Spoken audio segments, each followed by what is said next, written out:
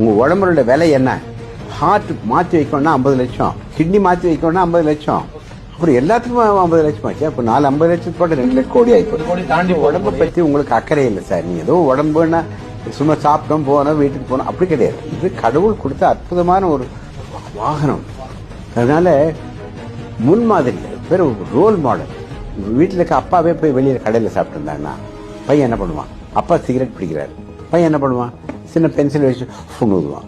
So நீங்க உங்க குழந்தைகளை நீங்க வளர்க்க தெரியணும். இல்லைன்னா குழந்தைகளுக்கு வந்து மோஸ்ட்லி இதை கொடுக்கறதா. போய் கடையில சாப்பிடலாமா அப்படின்னு கேட்டீங்கன்னா நிறைய கடைகள்ல வியாபாரத்துக்காக ருசியை போடுறாங்க.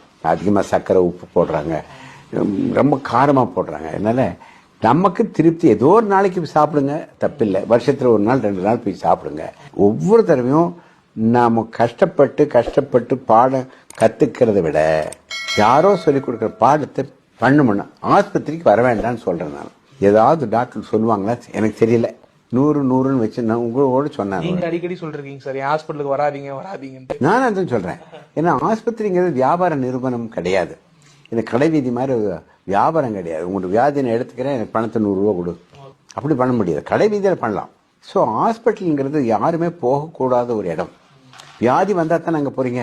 நீங்க கேஸ் ட்ரபிள்னு சொல்வீங்க, நான் கேஸ் ட்ரபிளுக்கு உண்டான மருந்தை கொடுப்பேன். ஆனால் ஆக்சுவலாக கேஸ் ட்ரபிளுக்கு நீங்க இசிஜி எடுத்து ட்ரப்பானின் ஐ பண்ணி இது ஹார்ட் அட்டாக்கா இல்லையா இருக்கான்னு சொல்லி கேஸ் ட்ரபிள்ங்கிறது நான் ஹார்ட் அட்டாக் இல்லைன்னு சொன்னா தான் கேஸ் ட்ரபிள். இல்லை சார் கடை வீதிக்கு போனேன், கப்புன்னு சாப்பிட்டேன், உள்ள எரிச்சலாகுது, ஏதோ மாத்திரை சாப்பிடலாம்னு இருக்கு, முடியாது. இசிஜி எடுக்கணும்.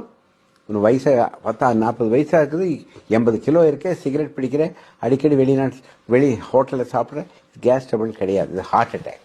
Unless proved otherwise. அவசியம் வந்து ஒரு ஆஞ்சியோகிராம் பண்ணுங்க. சர்ப்ரைஸா இருக்கு சார், எனக்கு ஒண்ணுமே இல்லை. நேற்று ஒருத்தர் திருப்பதிக்கு போறாரு, நல்லவர், அவர் ஆக்சுவலி எனக்கு தெரிஞ்சவர், நல்லவர், அரசியல்வாதி.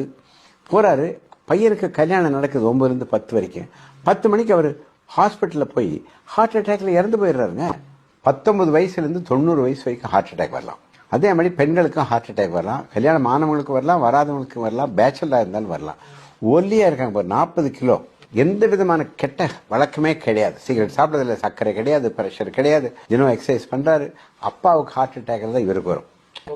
ஜெனட்டிக்கா வரும். அப்பாவுக்கு தாத்தாவுக்கு ஹார்ட் அட்டாக் இருக்குன்னு இவருக்கு வரும். அம்மாவுக்கு ஹார்ட் அட்டாக் வந்தா மகளுக்கு ஹார்ட் அட்டாக் வரும்.